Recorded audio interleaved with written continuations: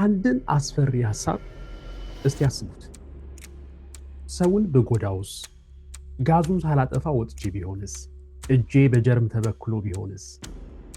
አብዛኛው ሰው ይህንን ሐሳብ የማይረባ ነው ብሎ ይተወዋል። ነገር ግን አንዳንድ ሰዎች አእምሯቸው እዚህ ሐሳብ ላይ ይጣበቃል። የማንቂያ ደውል ይጮሃል፣ ግን ማጥፊያው ተሰብሯል። ሰላም፣ ስሜ ዘካርያስ አዳነ አዴቦ እባላለሁ። እኔ በዋሽንግተን ስቴት ፈቃድ ያለው የአእምሮ ጤና አማካሪና እንዲሁም በአሜሪካን ሀገር በብሔራዊ የአማካሪዎች ቦርድ እውቅና ያለው አማካሪ ነኝ። ዛሬ ስለ አንድ ከባድ ርዕስ እናወራለን። እኛ ብዙ ጊዜ ጠረጴዛችንን ማጽዳት ስለወደድን ብቻ ኦሲዲ አለብኝ ብለን እንቀልዳለን። ነገር ግን እውነተኛው ኦሲዲ ጸባይ ወይም ምርጫ አይደለም፣ የጽዳት ፍቅርም አይደለም። ይህ ከራስ አእምሮ ጋር የሚደረግ አድካሚ ጦርነት ነው።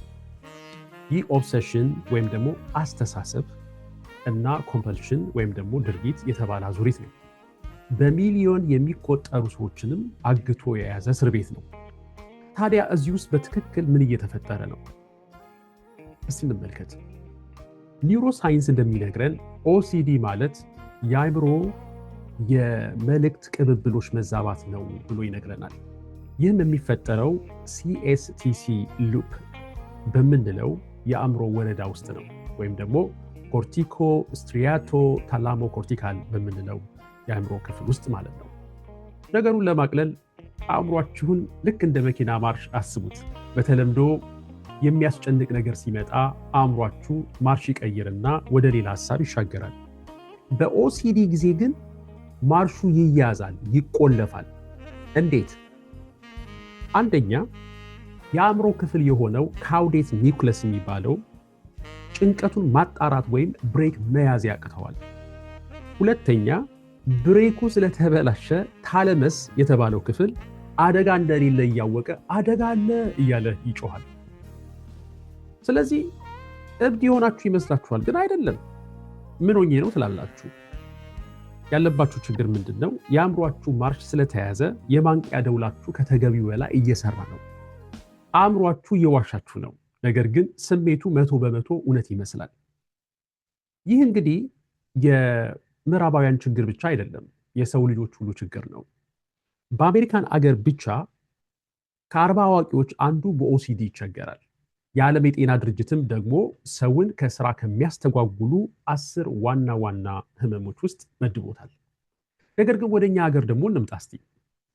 በአፍሪካ በተለይም በኢትዮጵያ ለዚህ ህመም የተሳሳተ ስም እንሰጠዋለን። መንፈሳዊ ጥቃት ነው እንላለን፣ እርግማን ነው እንላለን፣ ወይም ደግሞ ግለሰቡን ጸባየ ከባድ ሰው ነው፣ ሰው ናት ብለን እንጠራለን። በዚህ መገለል፣ በዚህ ስቲግማ ምክንያት ሰዎች ትክክለኛውን ህክምና ሳያገኙ በጥቂቱ ከ10 እስከ 17 ዓመታት በዝምታ እንደሚሰቃዩ ጥናቶች ያሳያሉ። ይህ ህመም በሁለት የዕድሜ ክልሎች ይጀምራል። በልጅነት በ10 ዓመት አካባቢ ወይም በወጣትነት ደግሞ በ21 ዓመት አካባቢ ይህንን ህመሙ ይጀምራል ማለት ነው። እንግዲያውስ እንደዚህ የሆነ ከሆነ በቤታችሁ ወይም በግል ህይወታችሁ ውስጥ ብቻችሁን እንደሆናችሁ ከተሰማችሁ፣ ብቻችሁን እንዳልሆናችሁ መረጃው ደግሞ ያረጋግጣል። ታዲያ ተስፋ አለ ሆይ? አዎ፣ ህክምና አለ፣ ተስፋ አለ። ነገር ግን ህክምናው ትንሽዬ ሊያስገርማችሁ ይችላል። እንገራችሁ። ለኦሲዲ የንግግር ህክምና ወይም ቶክ ቴራፒ ብቻውን ብዙ ጊዜ አይሰራም። ለምን ይህንን አሰብኩ ብሎ መጠየቅ ሐሳቡን አያቆመውም። በጣም ውጤታማው ህክምና ኢአርፒ ይባላል። ይሄ ማለት ኤክስፖዠር ኤንድ ሬስፖንስ ፕሪቬንሽን የሚባለው ማለት ነው። አሰራሩ እንዲህ ነው። ለሚያስፈራችሁ ነገር፣ ለኦብሴሽኑ ማለት ነው፣ ራሳችሁን ታጋልጣላችሁ። ነገር ግን የምትደግሙትን ልማድ ወይም ኮምፐልሽኑን፣ ድርጊቱን ማለት ነው፣ እንዳታደርጉ ትከለከላላችሁ። ጀርም የምትፈሩ ከሆነ ለምሳሌ የበር እጀታ እንድትነኩ፣ በራችሁ ስከፍቱ የምትነኩት እጀታ አለ፣ እሱን እንድትነኩ እናደርጋለን። ነገር ግን እጃችሁን ደግሞ እንዳትታጠቡ፣ ለተወሰነ ጊዜ እንዳትታጠቡ እናደርጋለን። ይህ ማለት ነው ጭንቀቱ በራሱ ጊዜ እስኪሄድ ድረስ ከጭንቀቱ ጋር አብሮ መቀመጥ ማለት ነው። በዚህ መንገድ ለዚያ ለተበላሸው ታለመስ የደወለው ደወል የውሸት እንደሆነ እናስተምረዋለን ማለት ነው። እንደ ኤስኤስአርአይ ወይም ደግሞ ሴሌክቲቭ ሴሮቶኒን ራፕቴክ ኢንሂቢተር የሚባሉ መድኃኒቶችም የአስተሳሰቡን ጩኸት በመቀነስ ህክምናውን በደንብ ይህንን ኢአርፒን እንድትከታተሉ ያግዛሉ። እናንተ ወይም የምትወዱት ሰው በዚህ አዙሪት ውስጥ ከሆናችሁ እነዚህን 3 እርምጃዎች አሁኑኑ እንድትሞክሩ እጋብዛችኋለሁ። አንደኛ፣ ልማዱን አዘግዩ።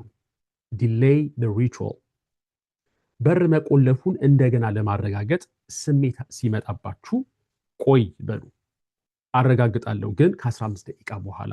ለአንዳንድ ሰዎች ከበድ ሊል ይችላል ከ15 ደቂቃ በላይ። ለምሳሌ አንድ አብሬት ምሰራት ክላይንቴ 15 ደቂቃ በጣም ከባድ እንደሆነ በጣም ከባድ ነው። ምክንያቱም ቴንደንሲው አለ ቶሎ ቶሎ ሄዶ ቼክ ለማድረግ ይሄ ውስጥ አለ እና ከባድ ነው ያንን ነገር ዲሌይ ማድረግ ማለት ነው። ስለዚህ ይህም ምቾትን ማጣትን የመቻል አቅማችሁን ስለሚገነባ ነው እንደዛ የምናደርገው ማለት ነው። ሁለተኛው ጉልበተኛውን ስም ስጡት። አሁን ጉልበተኛውን ስም ኔም ዘ ቡሊ። ይሄ ቡሊ ነው። ኦሲዲ ራሱ ቡሊ ቡሊ እና ራሳችሁን ከሀሳቡ ለዩ። እጄን መታጠብ እፈልጋለሁ አትበሉ። ኦሲዲው እጄን እንድታጠብ እያስገደደኝ ነው በሉ። እናንተና ኦሲዲን መለየት ማለት ነው። ጠላታችሁን ለይታችሁ ማወቅ ማለት ነው። ሶስተኛ፣ እርግጠኛ አለመሆንን ተቀበሉ። አክሰፕት ኢንሰርቴኒቲ። ኦሲዲ 100% እርግጠኝነትን ይፈልጋል። ለዚህ ነው ሰዎች በራቸውን የቆለፉ መስሏቸው ቆልፈውታል እኮ እና ያልቆለፉ መስሏቸው ተመልሰው ከሩቅ መንገድ ይመጣሉ። ቼክ ሲያደርጉ ተቆልፏል። ሁሌ ማረጋገጥ ይፈልጋል። ኦሲዲ ማረጋገጥ ይፈልጋል። ስለዚህ እርግጠኛ ነሽ ወይ? እርግጠኛ ነህ ወይ ይላቸዋል። ስቶቡን አጥፍተሽዋል ወይ? ስቶቡን አጥፍተዋል ወይ ይልሃል። በሩን ዘግተሃል ወይ ይልሃል። ስለዚህ መድኃኒቱ እንዲህ ማለት ነው። ምናልባት ጋዙን አጥፍቼዋለሁ፣ ምናልባትም አላጠፋሁትም፣ እርግጠኛ ሳልሆን ለመኖር ፈቃደኛ ነኝ። ይህ መልስ የጥርጣሬውን ኃይል ነው ከጊዜ በኋላ የሚሰብረው ማለት ነው።